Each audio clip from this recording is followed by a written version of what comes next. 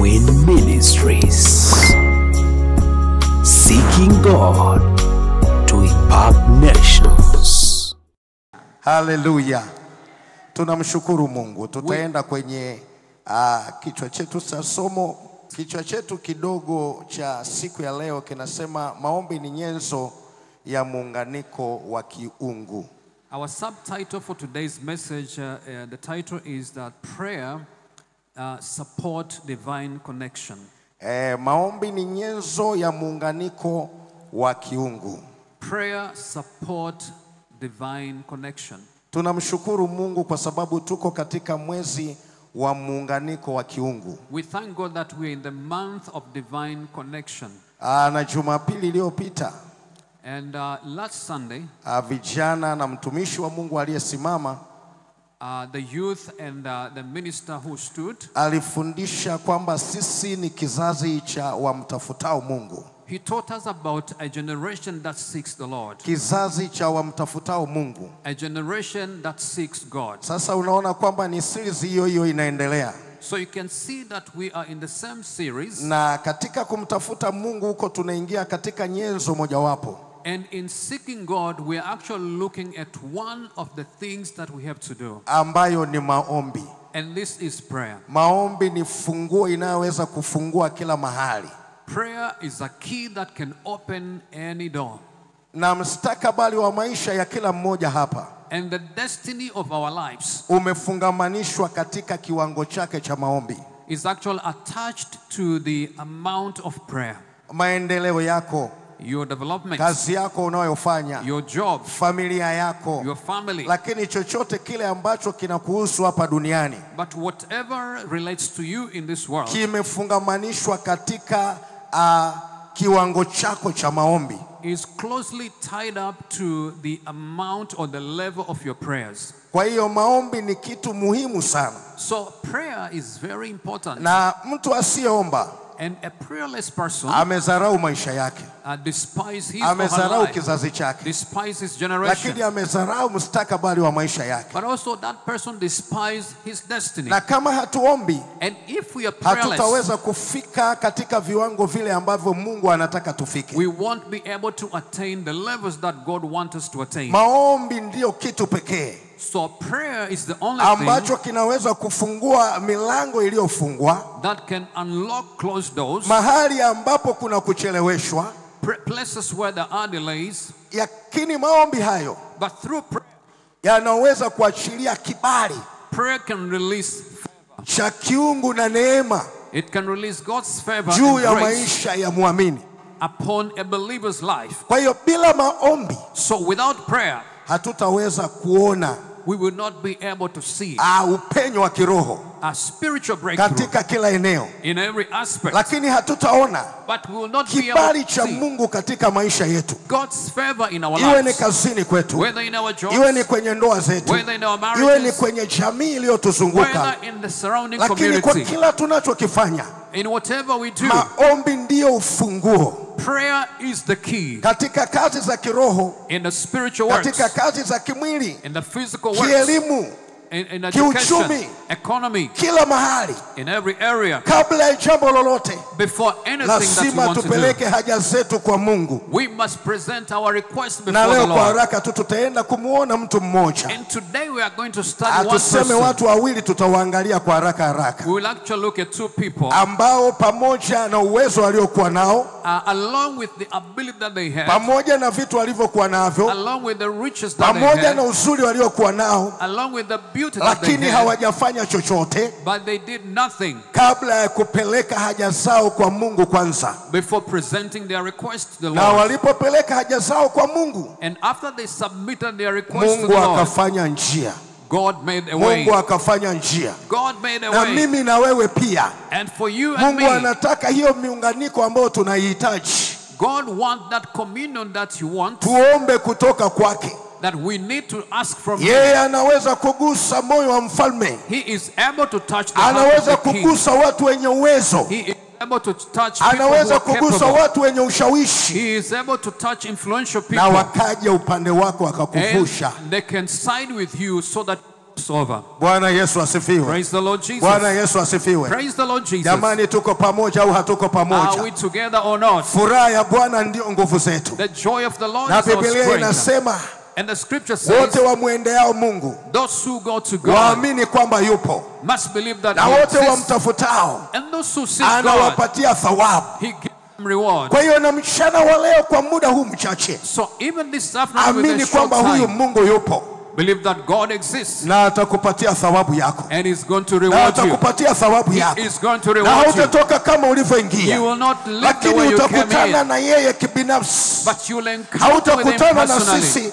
You won't encounter lakini us. umwambie unapowadhuru wengine mchana wa leo, Just ask Him when you visit usinipite na others, mimi, don't bypass kutana me. na mimi Bwana.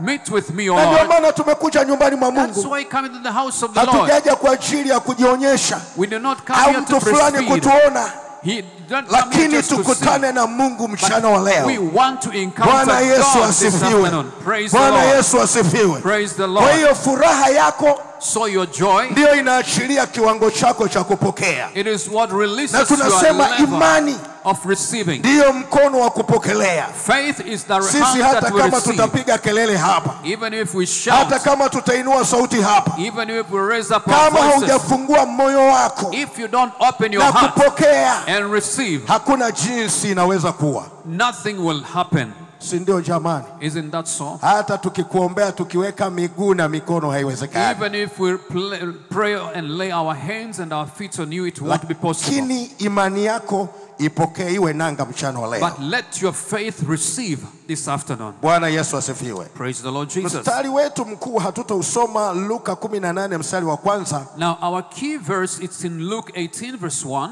Biblia inasema ombeni bila kukoma wala msikate tamaa. The Bible says that men ought to pray and should not lose heart.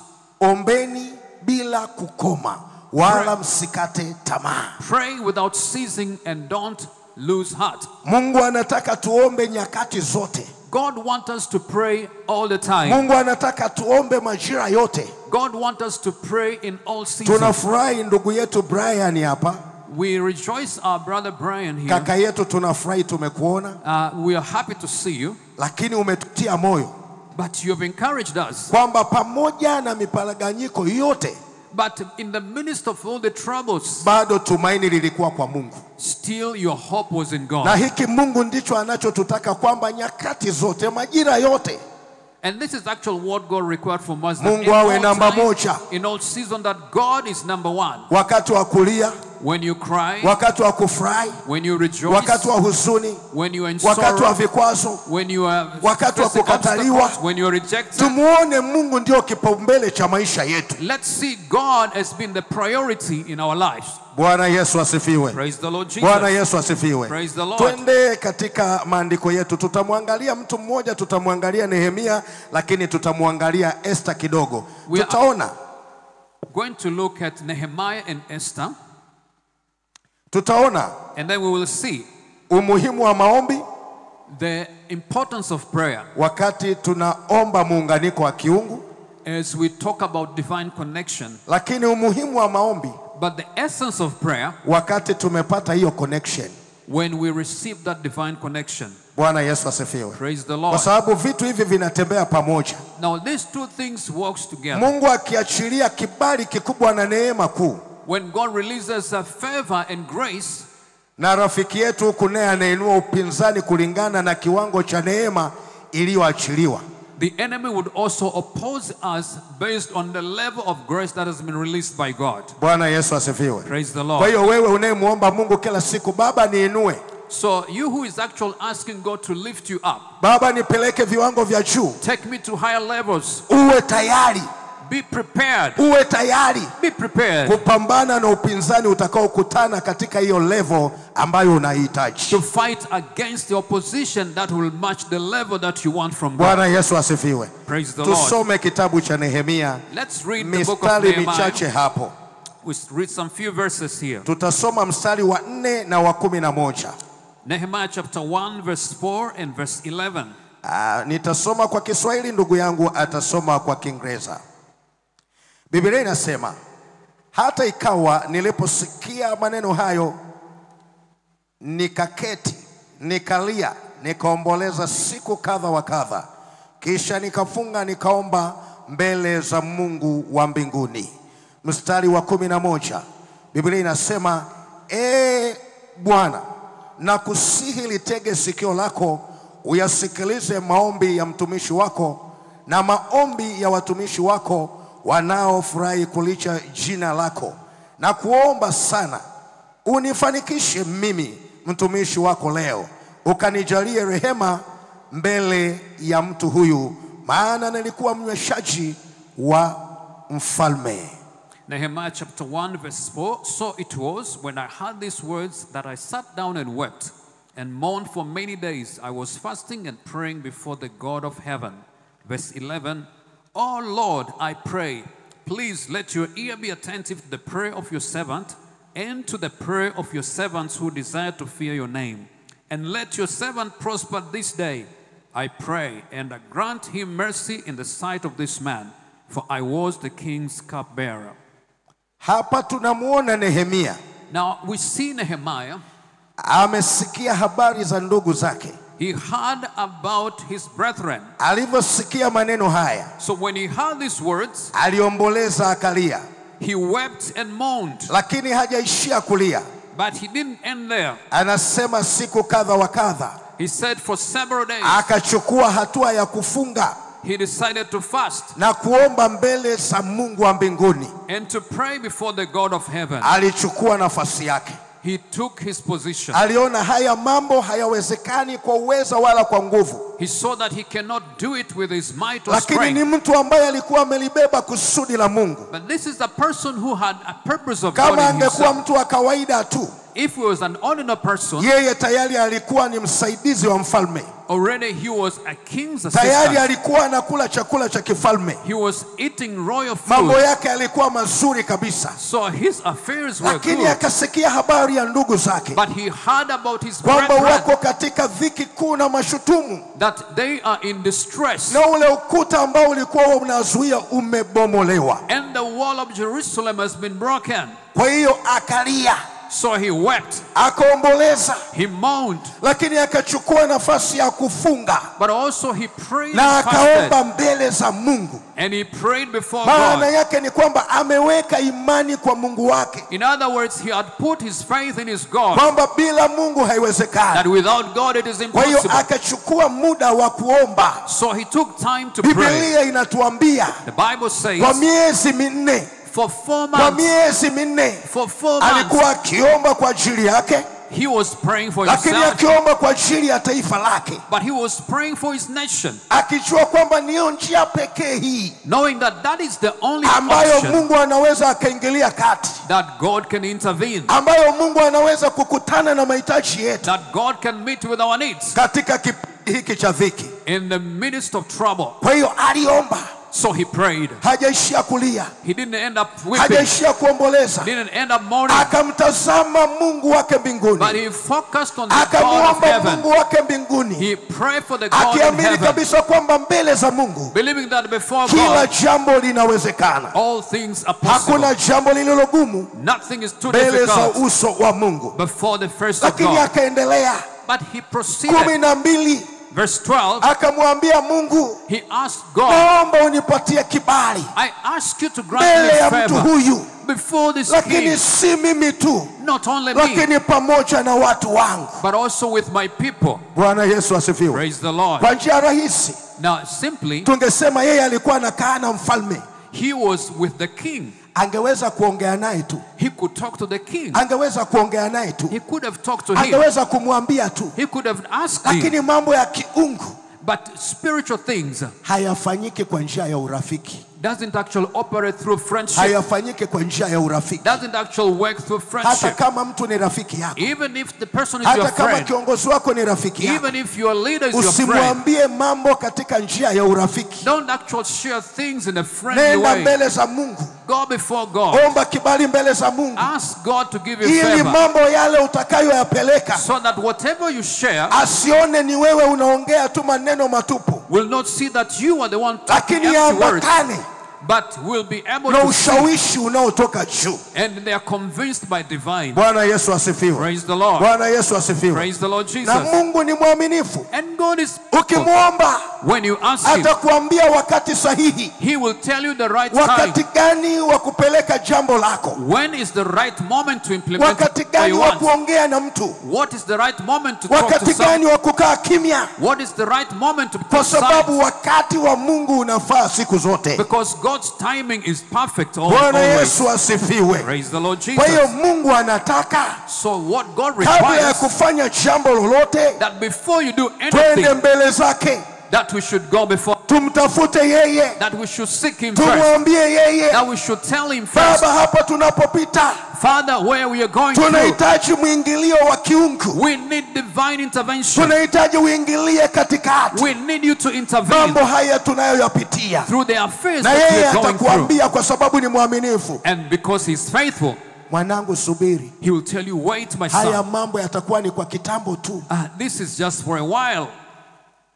Si unaona? You know, you see, Hautalia, you won't cry, hautaomboleza, you won't mourn, hautaanza kuwa ombaomba, you won't start to beg, lakini but Mungu atakuambia God will tell you kwamba subiri, that wait. usiwe na haraka, Don't be in a hurry. niko pamoja na wewe I am with you. hata katika kipindi hiki cha utulivu, Even during a moment of silence, wakati wa shida, during trouble, niko pamoja na wewe, I am still with you. niko pamoja na wewe, I am still with you. sijakuacha I've never left wala you, sitakupungukia. and I will not Sasa forsake you. ukisikia hiyo, Now, when you hear that, inakutia moyo, it encourages you. inakutia moyo, It na encourages ndio you. maana wengine watakushangaa That's why others will be kwamba surprised. inawezekana kwa kipindi kama hiki How come for a moment like ambacho this mtu amezungukwa na matatizo, that you are surrounded by ambacho mtu troubles, amezungukwa na shida, you are surrounded by problems, mambo yamemwandama,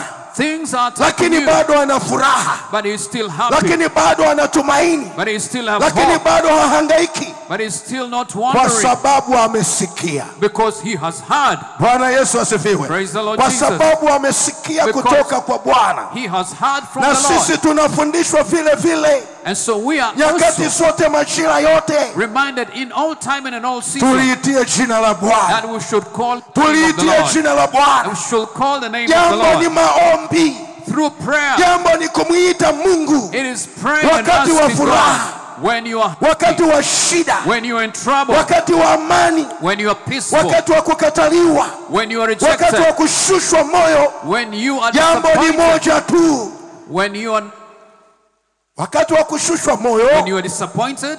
jambo ni moja tu, The thing is this: ni kuliitia jina la it Bwana, is to call upon the ni name of the Lord. kuliitia jina la It is Bwana. to call upon the name of the Bwana Lord. Yesu asifiwe. Praise the Lord Bwana Jesus. Yesu asifiwe. Praise the Lord. Twende mbele kidogo hapo sura ya pili. Now let's go to chapter 2. Kwa Nehemia tu hapo sura ya pili. Nehemiah chapter 2. Twende hapo sura ya pili, tutasoma mstari wake wa 4 We read na wa verse 4, 12. verse 4 and verse 12. Nehemia 2 Nehemiah chapter 2, mstari wake wa 4 verse 4 na mstari wake wa 12. and verse 12. Biblia inasema, The Bible says, ndipo mfalme akaniambia, una haja gani unayotaka kuniomba? Basi nikamuomba Mungu wa mbinguni. Basi nikamuomba Mungu wa mbinguni. Piga pause hapo. Lakini 12 anasema anasema kisha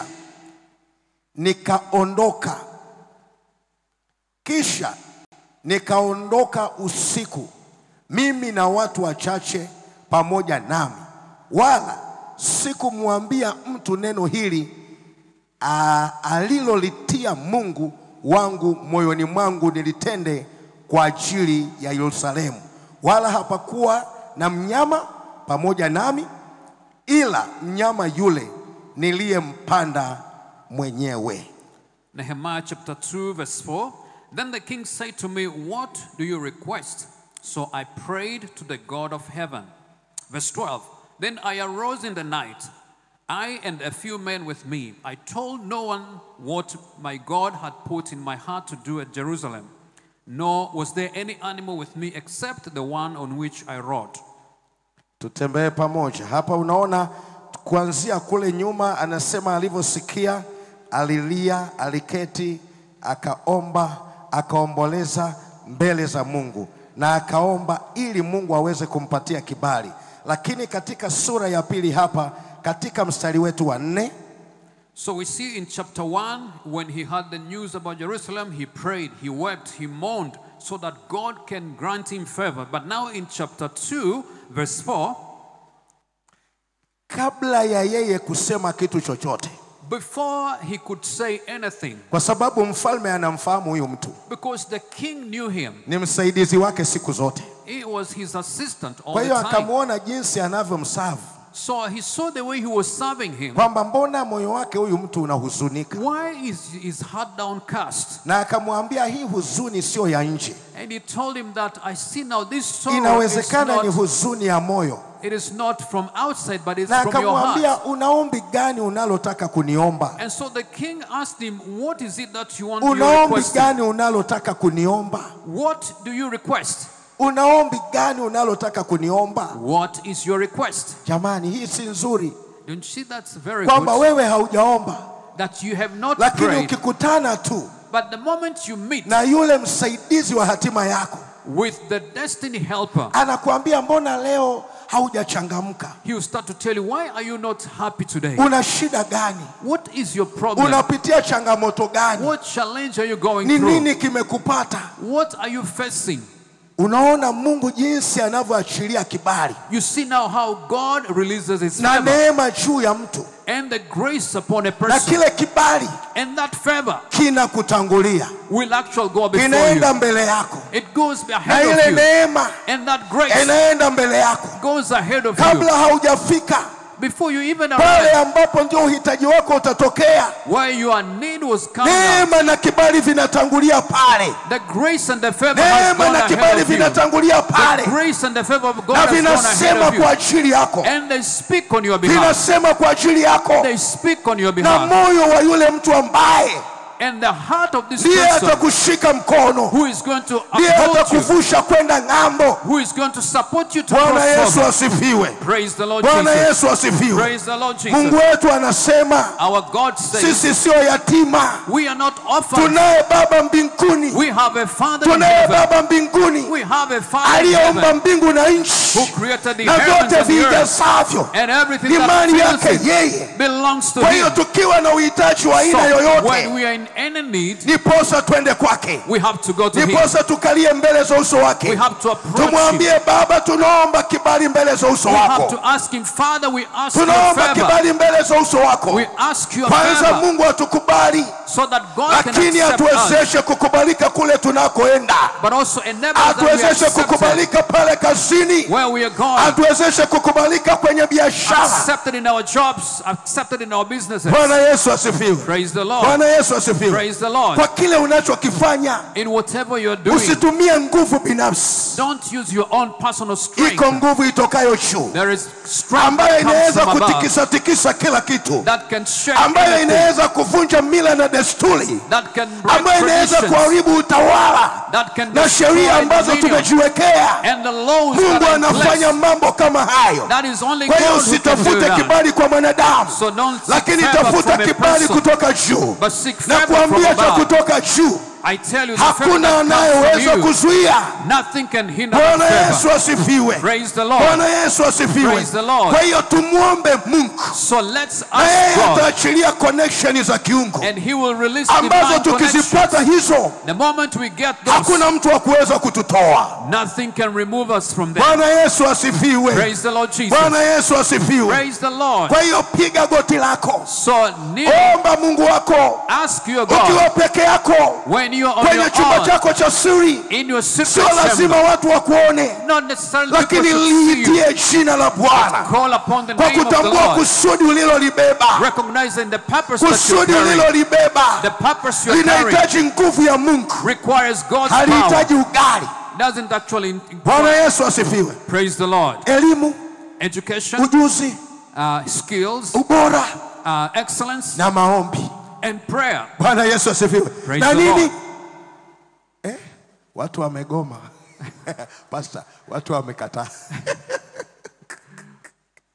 Jamani, tumesema We are saying elimu, education, ubora, excellence, bidii, diligence, uzuri beauty, na maombi.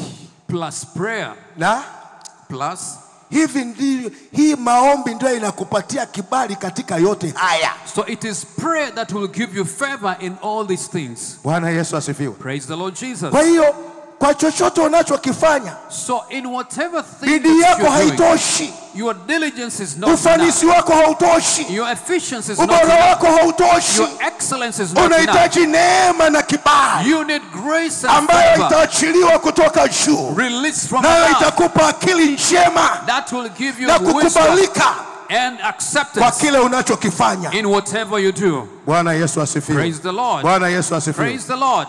Bwana Yesu asifiwe. Praise the Lord. Jamani, mnategea sasa. Hebu Mungu asikie sauti zetu, tuko wengi sana. May God hear our voice. We are Tunasema Bwana Yesu asifiwe. saying praise the Lord. Akisikia namna hiyo anasema ili kuna watu duniani. At least God hears there are people on earth. Kuna watu duniani There wananitegemea. are people on earth who Kuna trust watu me. duniani There are wananihitaji. people on earth who needs me. Mungu anashuka kulingana na uhitaji wa siku hiyo. God will actually come based on the need of that particular Akiona day. watu wamenuna, wanafikiria shida zao, If you see people that they are sad, thinking about their wanafikiria problems, madeni yao, thinking about their debts, wanafikiria kukataliwa, thinking about rejected, wanaangalia kushushwa moyo na kubezwa. they focus on their discouragement and disappointment. Anasema hapa sina cha kufanya hapa. Then God says there's nothing I can do with these people. Lakini akiona watu But when you see people wanaoliamini jina lake, who believes in His name, wanaoliitia jina lake, who are calling upon His name, anaweza yeye kuswitch He is able to switch ile milango ambayo imefungwa kwa remote. the doors that are closed by remote. Ile remote ya Mungu haihitaji mwanadamu. God's remote doesn't need a human being. Milango yote ya shaba, ya chuma, Whether they are doors of brass or yale bronze, majitu yenye roho mbaya, even those people who are wicked, watu wasiopenda watu, people who doesn't like Mungu other anaweza people, kuongea nao. God can talk to them. Mungu anaweza kugusa mioyo yao, God can touch their hearts. na anaweza akaacha na wenyewe wabubuchikwe na machozi, And He can cause them to cry in tears. kwa sababu yeye sio wa kawaida Because He is not na hafanyi ordinary. mambo ya kawaida. And He does not do ordinary Anafanya things. mambo ya ajabu God does ambayo wanadamu extraordinary, hatuwezi kuyafanya. which no man Kwa hiyo can do. muamini huyu, So believe in Him. mtegemee huyu, Trust in Him. mshikilie huyu, Hold on to mwambie Him. haja zako huyu. Tell Him all your Bwana needs. Yesu asifiwe. Praise the Lord Jirani Jesus. anaweza akakusikiliza leo, Your neighbor can listen to you today, lakini kesho but tomorrow anaambia wenzie, he can tell his neighbors, anasema unamwona you see that man? yule That person. anakuja, He usually comes. anakuja. He is coming. Mwingine anamwambia funga mlango, And the other say, just akija close your door. umwambie sipo. When he comes, tell him I'm not around. Huyu ni mwanadamu. That is how men can Mwanadamu do. anachoka, Men can be mwanadamu exhausted. anachoka. Men can grow weary. Yoyote anaitwa mwanadamu, Whoever is called hata man, wachungaji wanachoka. even pastors can grow weary. Saa nyingine wanakimbia, anasema umwambie sipo bwana, Sometimes they can run away and say, tell them I'm not around. kumbe anaogopa Because they are scared. kwamba yule ni bwana matatizo, Now that is a troublemaker. yule ni bwana shida. He is a troublemaker. Ukimwona anakusalimia, The moment you see them greeting ujue you, analo jambo. just know they have an issue. Lakini Mungu wetu jamani, But our God, huyu Mungu hatuchoki. our God is not tired of us. Wakati wote, majira yote, At all time and all seasons, sikio lake linasikiliza maombi yetu. His ear hears our prayers. Sikio lake linasikiliza maombi yetu. God's ear hears our prayers. Anasema ninasikia He said, I've heard maombi yanayoombwa na watu hawa. the prayer from Kwa His hiyo wewe people. unayemwomba Mungu, So you who is praying, usikate tamaa. don't give up. Nehemia alipata kibali kwa mfalme. Nehemiah found favor before the king. Je, Mungu si zaidi kwa ajili yako? How much more Je, God? Mungu si zaidi kwa ajili How yako? much more God? Na kuambia kuachilia muunganiko wa kiungu kwake sio shida. I want to tell you that God can release divine connection. Kwake That is sio not a shida. problem. That is not a problem. Shida ni kwetu sisi.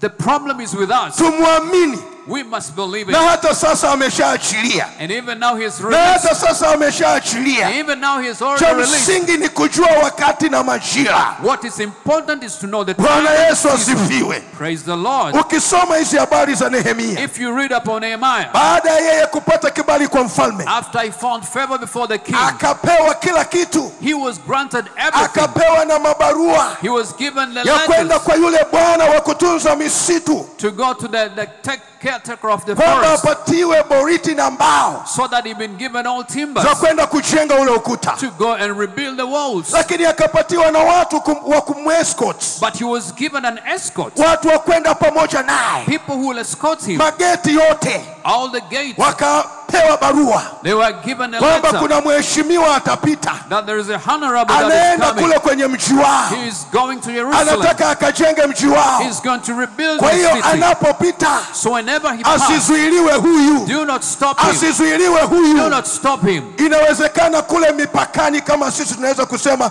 huko mipakani huko, Maybe we can talk about the borders. idara za uhamiaji Immigration officers, wanaambiwa kuna mheshimiwa atapita, they'll be told that there's a honorable coming. ameshagonga, He has been, ameshagonga, akija ni kuonyesha tu, his letter is stamped. He will just show them the permit. ameshagonga, akija anaonyesha anatakiwa apite. He'll just show them the permit and he'll Lakini go huyu through. jamaa alivyopita, But when this man came, alivyofika kwenye mji wao, when he reached in his city, hajapiga kelele. he did not shout. Tunajifunza kitu kingine hapa, We are learning something here. hajapiga kelele. He did not shout. Kwa siku 3 For 3 days, ametoka, he left. akaenda, He went. akaangalia uharibifu uliofanyika kwenye ule ukuta, And then he started to evaluate the destruction that took place on the walls. lakini akafanya tathmini Then he made an evaluation. ya gharama zitakazochukua kujenga ukuta, The cost that it will take to rebuild the walls, bila kumwambia mtu yoyote, without telling anyone, bila kumwambia mtu yoyote. without sharing with anyone.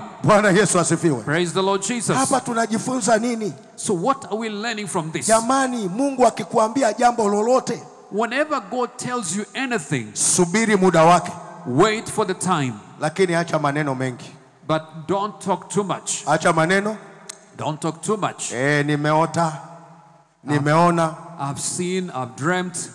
Utapigwa juu kwa juu, You'll be beaten. utapigwa. Jamani, tunasema utapigwa juu kwa juu. You will be beaten. Wale waota ndoto ambao wanasema kabla, You see, the dreamers who share their dreams before the right time, wanawahiwa. they are Huyu anasema destroyed. hajamwambia mtu yoyote katika mstari huu wa 12, In verse 12, Nehemiah did not share with ila yeye anybody na mnyama aliyempanda. except him and the animal that he Ndio rode. yule mnyama anajua bwana wangu anaenda wapi. It was only the animal knew where he was going. Hajasema He did not share with kwa anyone, sababu anajua atakaposema, because the moment he said, inawezekana hiki ambacho anaenda kukifanya, maybe whatever he was going na to do, amepewa ruhusa and has been na allowed to do amepata it, kibali, and he has favor. lakini akienda bila muda wa Mungu But if we go before the right time, haitawezekana, it will not be possible. haitawezekana. It will not be possible. Kwa hiyo inawezekana na wewe, So it is possible just kuna like mambo you. uliyasikia There are things that you heard, lakini ukayaongeongea, but you spoke, you shared with the people. mpaka leo bado haijatokea, Until today, nothing has happened. mpaka leo bado haijafanya, Until today, nothing has happened. hayajatokea. Nothing has happened. Lakini usijali, But don't worry. Mungu ni mwaminifu, God is na faithful. ndio maana analeta neno lake, That's why he brings his na word. kwenye ile sehemu ya pili tutaona. And we'll see in second part. Lakini utakutana na vitu kama hivi. But you will encounter similar situations. Kwa hiyo unapopata kibali, So when you find favor, usitangaze, don't announce. usijisifu, Don't be proud. usitanue kifua, Don't be proud. tembea na siri hiyo. Just keep that secret. Unajua Zakaria You see, Zechariah, alifanywa kuwa bubu he was made speechless, ili asiongee, kwa sababu alikuwa hajaamini. so that he will not share, because the time was not yet. Akasekanaje? Then he questioned the angel, how could this be? Mimi nimeshakuwa mzee, I'm an old person. mke wangu siku zake zimekoma, my wife, Itakuweje mambo haya? How is it possible? Lakini malaika akamwambia, mimi ndio Gabrieli, But the angel said, nisimamaye mbele za Mungu, who stands na before the Lord, nimetumwa and I've been sent kukuletea hizi habari njema, to tell you this good news, kukuletea hizi habari njema, to tell you this good news, lakini wewe hauamini. but you are not believing. Sasa kwa kutokuamini kwako, Now because you're not believing, utakuwa bubu you will be speechless mpaka mambo haya yatakapotokea. until it comes to pass. Utafunguliwa kinywa chako, That is when your mouth will be utafunguliwa opened. kinywa chako. That is when your mouth will be opened. Inawezekana angeenda kutangaza. Maybe he could have gone and shared with people. Bwana Yesu asifiwe. Praise the Lord. Bwana Yesu asifiwe. Praise the Lord. Lakini utaenda kuona hapa mbele tu tunapoenda Now we'll actually see it a little bit kwamba later. Mungu anapokupeleka katika viwango, When God takes you to another level, nini kinatokea what happens na unatakiwa uishije and how are you ili supposed uweze to behave kustahimili, so that you can lakini handle, uweze kufikia mustakabali wa maisha but yako. also you can attain your destiny. Bwana Yesu asifiwe. Praise the Lord. Tutarudi kwa Nehemia, twende kwa Esther pale. Now we'll come back to Nehemiah, but Tutarudi let's kwa go to Nehemia, Esther. lakini twende kwa Esther 4. Let's go to the book of Esther chapter Unaweza 4. ukafungua Esther 4 hapo haraka haraka. Esther chapter 4. Esther 4. Esther 4.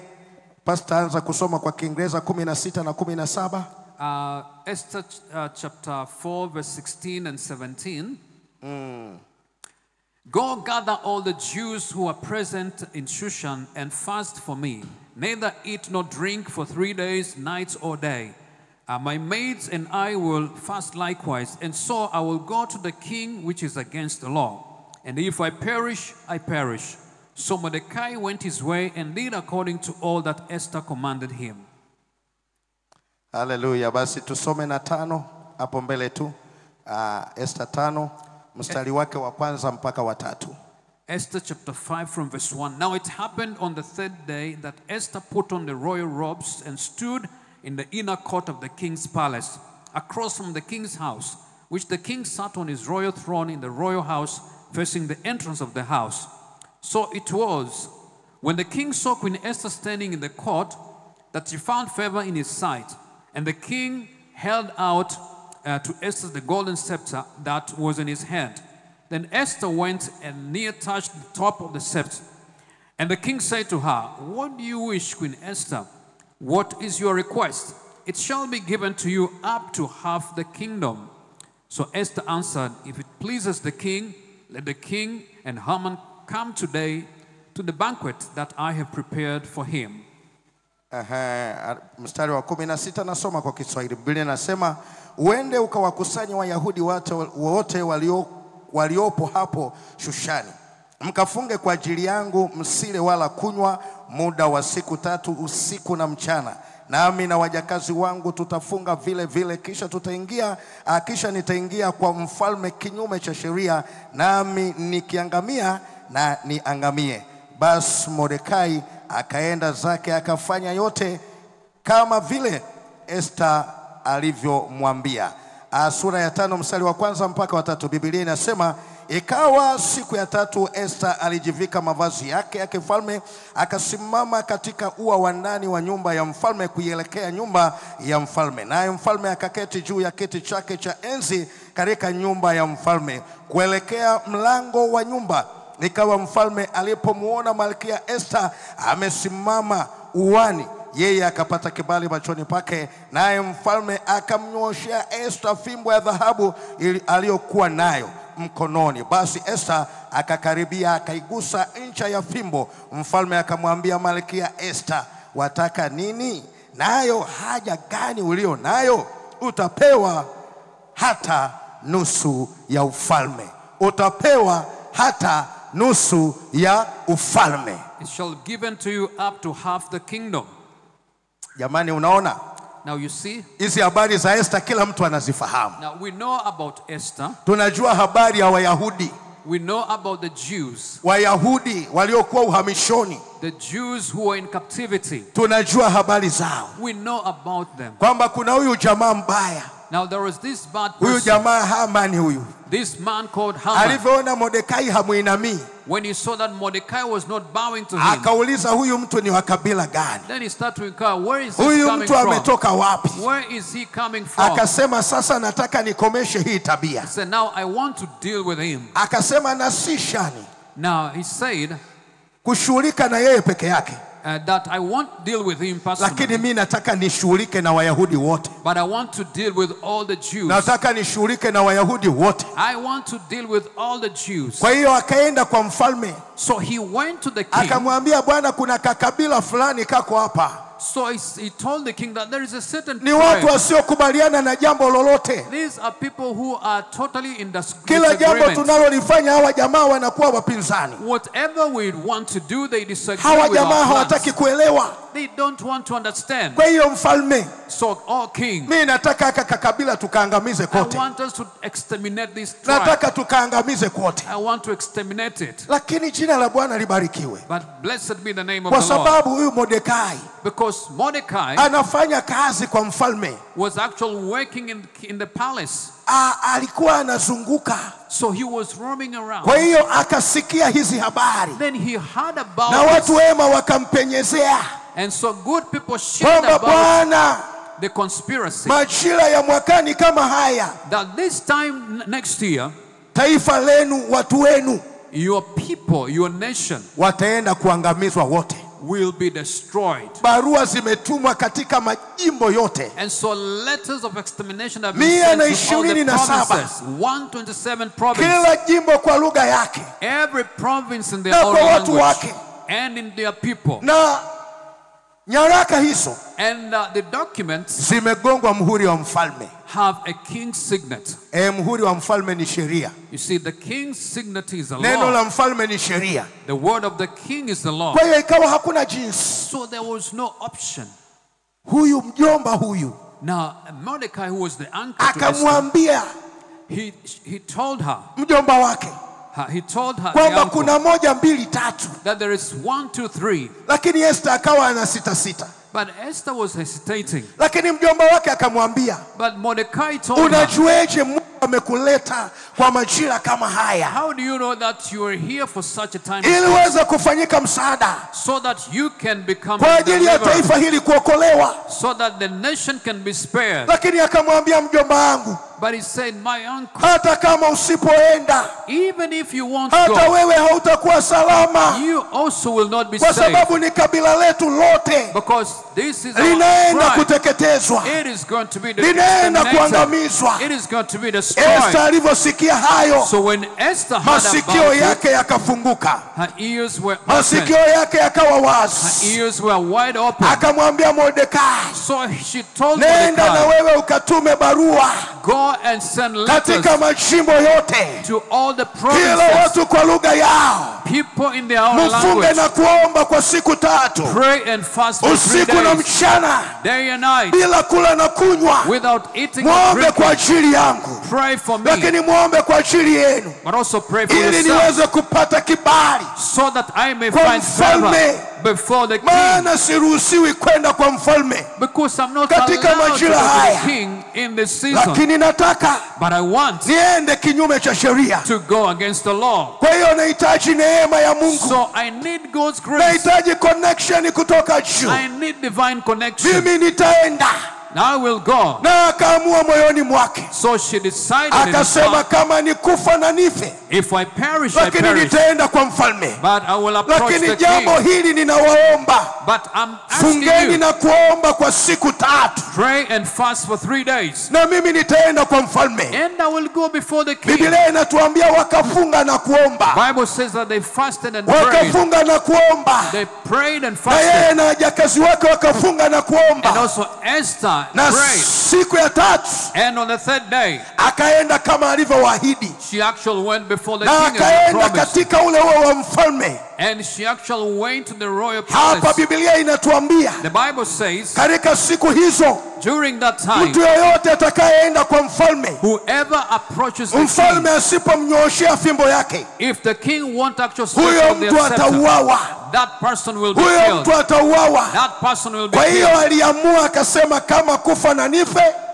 So she decided, if I lakini perish, nitaenda. I perish, but I will Lakini go. nitaenda. But I will go. Akaenda. So she went. Mwanamke mzuri huyu, This beautiful wa umbo woman zuri huyu, who was wa beautiful, sura nzuri who huyu, was very mwenye cute, macho ya kuvutia huyu, with attractive lakini eyes, alikuwa anahitaji kibali kutoka kwa Bwana, but she needed na mwendo favor wake from ulikuwa God. ni mwendo wa malkia, And her lakini walk alikuwa was anahitaji like a kibali queen, kutoka kwa Bwana. but she needed Sifa favor from zote God. alikuwa nazo, She had all the qualities. zote alikuwa nazo, All the qualities she lakini possessed. akahitaji kibali kutoka kwa But she Bwana. needed Na favor from katika zile God. siku tatu And for 3 days, akaamini kwamba Baba amesikia maombi, she believed that God has akaamini heard kwamba the prayer. Bwana amesikia She maombi, believed that the Lord na heard the akaenda prayer. kwa mfalme. And then she Na went alipofika before the kwenye king. ua ule, And the moment she reached the mfalme king's palace, hajaelewa ni nini kimetokea. the king didn't understand what was happening. Kwa Kiswahili tukasema mfalme alizimika, It's like the king was paralyzed. alichanganyikiwa, He was confused. akasema huyu ni nani He tena? said, who is this coming to Huyu me? ni nani tena? Who is she? Aliona Esta mpya, So she saw a new Esther. aliona Esta ambaye hajawahi kumwona, She saw a different Esther. Never seen akaona her huyu before. Esta mbona sio yule, She said, this is not the same mbona Esther huyu that I Esta knew. namelemeta. Why is she shining? Kwa hiyo akamnyooshea fimbo, So he stretched his na scepter, Esta akasogea, and Esther drew na near. alivyosogea kwa And mfalme when she drew near to the king, akamuuliza Esta, malikia wewe, the king asked Esther the queen, maana yake mtu ninayekupenda wewe, someone that I love, shida yako ni nini? what is your problem? Una haja gani wewe? What do you need? Hata nusu ya ufalme mimi nitakupa. Even half of the kingdom I'll give it unto Unaona you. kibali cha Bwana? You see now the Biblia favor of inasema God. The Bible hata says nusu ya ufalme. even half of the kingdom. Nataka nikuambie ndugu yangu, I want to tell you, tunaye Mungu mwenye uweza, we have a tunaye mighty Mungu God. mwenye mamlaka, We have authoritative tunaye Mungu God. anayeweza, We have God who is tunaye Mungu able. anayebadilisha mazingira. We have God who can Huyu change sio mfalme circumstances. kama yule Asuelo, This is not like King yeye Ahasuerus. ni Mungu. He is God. Tunaye Mungu wa pekee We have a ambaye God. tukimwendea Whoever, when ana we uwezo wa kubadilisha mazingira, when we go to him, he ana can uwezo wa change the kuachilia circumstance. kibali juu yetu. He can release favor. Mahali ambapo tulikuwa tunakataliwa, Where we are watu rejected, watatupokea, they will receive us. watu watatukubali, They will accept us. watatuuliza jamani, mna shida They gani? will ask us, what is your problem? Watatukumbatia na kutufurahia, People will embrace us kwa sababu tumebeba kibali cha Bwana, because we have the kwa favor of sababu the Lord. tumebeba neema ya We are Bwana. carrying the grace of Nataka God. nikuambie, unaye Mungu mkuu, I want to tell you unaye that you Mungu have mwenye a mighty uweza, God. You have a unaye Mungu mighty mwenye God. mamlaka, You have a unaye God with Mungu ambaye authority. si mwanadamu, You are a God unaye who is Mungu not asiyeshindwa, enough. You are a God unaye who Mungu cannot be defeated. anayeweza mambo yote, You are a God who is hashindwi na almighty. chochote. He is Na never huyu weka defeated. tumaini lako kwake. So you put Hebu your toa trust tumaini in lako him. kwa mwanadamu Take away your trust in ambaye man ananyauka na kukauka, who can actually lakini change huyu at any Mungu ni time. wa milele na But this milele, God is ambaye eternal. ameziumba mbingu na nchi. Now who created the heavens and the Bwana earth. Yesu asifiwe. Praise the Lord. Bwana Yesu asifiwe. Praise the Lord. Jamani, mnachukia kusikia hizi habari? Hamtaki? Hizi habari mnataka kuendelea kuzisikia? Do you want to listen to this news? Yani unaambiwa una mfalme lakini umejikaza, yani umejikaza kisabuni, You are yani told kwamba that mimi you naambiwa have a mfalme king, gani? but you're so stressed. Jamani, yani umeambiwa mtu amekaa hivi, yani kabisa. Sasa umeambiwa una mfalme, So you're told that you have a king mwenye mamlaka, with power, with anayekuwazia authority, mema. who thinks good about you. Au tumaini lako umeliweka kwa mwanadamu? Or is your trust in man?